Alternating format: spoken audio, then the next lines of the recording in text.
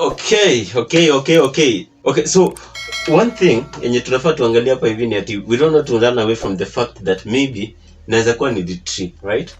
The situation yenye umeconsider is that situation before, but sasa ni kama mimi sijaanza kutumia drugs, si ndio?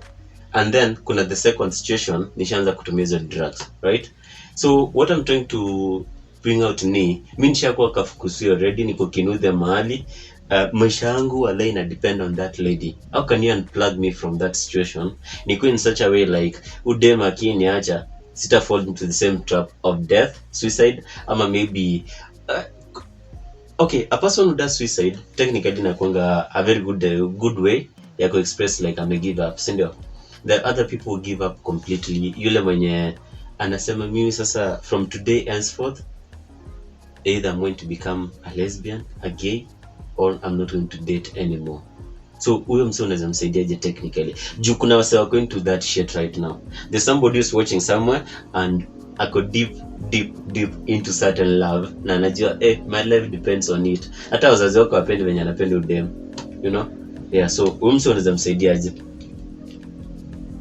To start with, what I would say concerning maybe such a person is at the first place you're supposed to acknowledge at that moment you don't have life, and you actually you just be hard on yourself, ujiambie manze hapa ni kama nisha mess, but yeah, all is not gone. Now by the fact that actually you have come to realize, actually that's the very first step, where you actually come and realize, I've actually messed up in a way, and I've actually put myself in a situation where if I continue being in this moment, things might be not well on my end. But all to say is, this person is you just need from there. You just, by the fact that you have realized already you have kind of tripped, you just need to start working from there. What personally I would advise of something of that sort is if you used to do things together each and every other time, you never had life, each and everything was connected to him or her, from there start getting some life, nigga. Yes, wewe anza kukua na maisha yako, start having some schedules. Si ati ni kila time mko na home, each and every other time you actually don't get to reason about your life. Get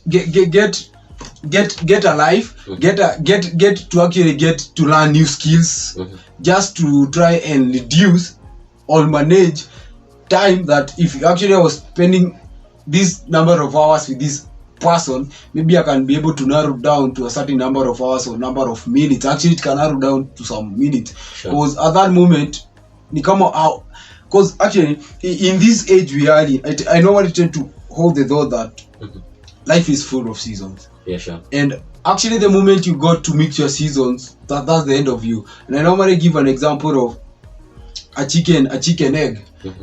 For a chicken egg to hatch, the chicken have to lay on the eggs for 21 days. Sure. But picture this, what happens if a chicken lays for the eggs for the first 10 days, or maybe the first 15 days, or maybe the first 16 days, and the chicken decide, you know what, I'm no longer laying on this egg. So what will happen to the eggs? First, the eggs will be rotten, yeah, sure, and they will be destroyed, and at the end of it all, they will be thrown away. Yeah. At that moment, it's up to you. Take your life as the eggs, and now you are the chicken. It's up to you to actually get to realize this. I mean, actually in this season of life, if actually I get now to focus on things that really build me as a person and as an individual, I'm gonna be destroyed. If I get to mix my season, get to entangle myself all over here, niko huko, like you don't actually have a life. So what I would say to this person, just be determined, just as the chickens is determined for the 21 days, not only for the 15 days, but actually you are there. You are constantly working on your dreams. You are constantly working on your skills. For that period, you have to, just like the chicken will lay on the egg for the 21 days until the eggs hatch, and actually that's where the chicken will have the chicks. So it's up to you. Look at it in that perspective in your life, that this is my life. I'm gonna have today on my life fully. And actually get to understand seasons of your life, because actually that will really help you, because for the chicken it is up to the chicken to realize this is my season for me to just be laying on these eggs. So get a life, try to minimize all those. If you are centered your life on this other person, try and do some other things that are building you apart from relying on the other person. Wow, what a perfect way. Unasema tu kweli, si ndio? Vile iko vile main point means point. Actually that's the best thing nimependa na hiyo story, like umesema tu venye iko, there's no shortcut. Lazima tu kama ulikuwa umemove in, you just have to start thinking the other way around, like maybe nimeshajifix kwa stuff and it will only take you yourself. Manze kwanza ni noma wase mna move in man.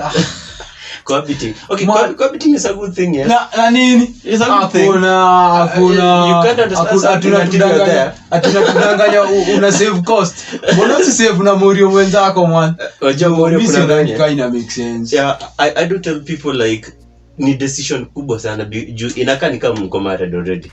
Definitely like yeah, that person ushaona kwa miaka kifao hapo ushaanza kujiekelea responsibilities sana juu umse hii anything you do lazima uko unamfikiria in that equation. It becomes a tough stuff. Na one of the ways zenye naonanga sana jitrap is that way ya kumove in. It's one of the, I can't call it stupid, but then I can just say it's one of the weird ways. It's actually stupid. Mbona na sanitize? I'm just trying to sugarcoat it so that hakuna haja sugarcoat. Just say one thing. Just call a spade and not a big spoon. It's very asinine to move in with a lady, especially kama uko in your campus setting. Mzee yako pale ushago anajisukuma, alafu una save cost on the other end, but then rather than saving the cost, at the end of the day unagundanga the cost is actually doubled. Definitely it's actually doubled. Responsibilities you actually don't have. Alafu unajua kisha cohabit, one thing ni ati you people now want to progress, so pressure is actually inakuwa more juu mkitembea kwa best yako mwenye kona TV, mkirudi kwa nyumba nyinyi pia mnakaa mnataka mkwe na TV juu anyway why you together. So naonanga ni one of the stuff inatufunga. And another thing, I'm not trying to say like cohabiting is such a good thing or such a bad thing, but kila kitu inakuanga na positives and negatives. Na when it comes to cohabiting, especially at a campus setting, iko na many negatives. Kama hujamaliza shule manze, ama kama una kazi, but kama uko na doo zako, unapiga wera yako safi mali fulani, unapiga hustle, why not? Just go. You can provide. Wacha kuchocha wasi. Wacha kuchocha wasi. What's about marriage? Marriage is about providence to the other party. Na kama unapiga hustle, you could. Mimi naonanga pia ina depend at what age, like. Yeah, maturity. That's maturity comes, right? Kuna responsibilities unajipea at a very young age. And I feel like if you have already started doing such things, ushaanza kujipea responsibility at that early age, itafika to a point utakuwa life yako tu itakuwa ina resonate hapo. Life yako itakuwa ina resonate hapo. There is nothing you can do. You're already emotionally entangled. There is no single day itafika and you actually get to reason beyond that. Alafu most of the time most people udanganyana, maybe you end up kuwa huo demo ama kuwa huo chali, but kwa java at the end of the day ni noma bana. Maybe mko hapa juni campo, ukishamaliza shule ende kwao ama ende job place friend, totally different place from where you live, you actually find these things don't sustain. Because at the end of the day nini ingine nataka? Ushanipea chochote chenye nataka. Nini ingine nataka? Watoima tushako habi, tushafanya everything you can think of. So hata ile time utakuwa unaenda, mimi sitakuwa naona kitu big deal. Actually nitakuwa na look forward kutafuta msee mwingine. That's the reality. One thing I like about that statement is you're speaking for the 80% of the men. That's the reality. The 20% of us still want kids with those people. You can't attack us that way. But then, one thing in critical ni anything, angalia tu weight iko wapi. Kama weight iko on the negative, then just try to avoid that stuff. That's basically what I can just say. Alafu kitu ingine yenye ni ya maana ni sijui mbona like nimereziwa in a situation in a society yenye naamini like wanawake na wanafaa kubeba more emotional attachment than the men, but it's so sad when it becomes a reverse. And ni one of the very basic stuff zenye tunafaa to learn us like the men, the emotional intelligence part, because when it comes to emotional intelligence, actually wanawake ni kama wametushinda. Those people, they know to control the emotions and they know to handle them. Us like men, most of the time we don't, and it becomes a challenge. But kitu yenye tunaweza ambiana tu ni maybe we should now open our minds to learn new ideas, to learn how to solve issues and to learn how to tackle issues. You know what actually means, what actually happened with men is only that we normally operate with the intelligence quotient, the IQ, and when it comes to our emotion, we actually hatuko hapo like the ladies. We tend to work with that which is factual, with that which is logic, but we tend to neglect there is a part of us, and for us to be a whole complete social being, there are all those factors. We have the EQ, we have the IQ, we have all those quotient, but we normally tend to neglect that one. But the moment you are able to work on that as a man, and I tend to think it actually makes your life to be more complete as compared to ule mse have neglected the emotional stability, emotional quotient and such. Yeah, life is about balance. Yeah, a good takeaway.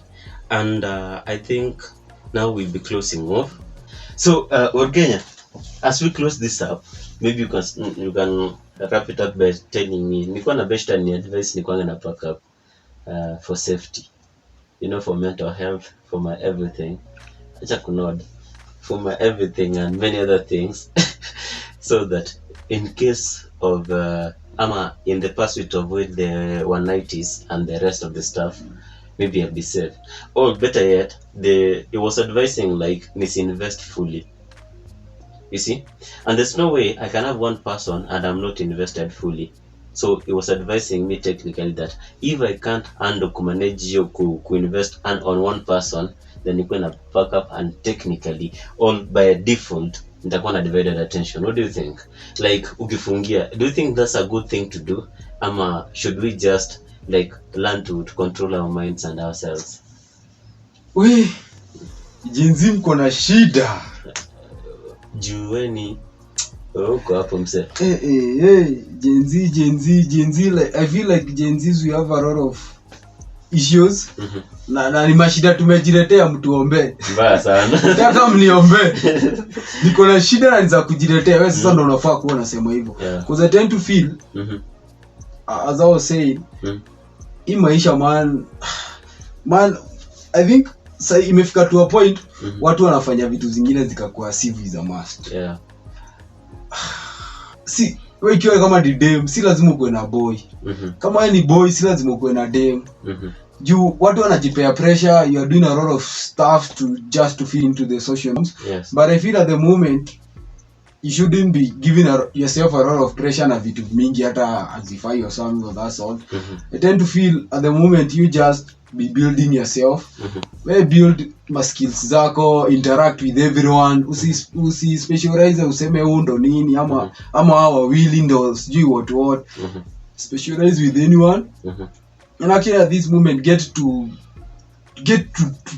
know many people, get to know how people reason outside here, get to expose yourself to know how other people are doing in other worlds there. Usikwe like umejiconfine tu ati wewe ni hapa tu, kazi ni mama tu. Ati wewe ukiwa demo hapo kazi ni boy tu. Weekend ikifika hivi ile siku hauna maybe at a campus level, ile siku hauna daro ama free, each and every other time uko kwa boy wako. Just try find a life na usiweke maisha yako like it have to revolve around that. So I think that would be my part in short. Powerful words. So people, we have come to the end of the session and it has been an interesting one. I really appreciate for having you around bro, na insights zimekuwa mob na of course lazima turudi huko. lazima turudi huku, hii knowledge huwezi kali unaget, lazima turudi huku tusaidiane, we share, we learn, and above all we get to open our minds to other issues. And it has been the Pyro podcast. My name is Shelton. I was your host in this session. For example, this is my guy Isoru Kenya, and we'll see you in the next episode.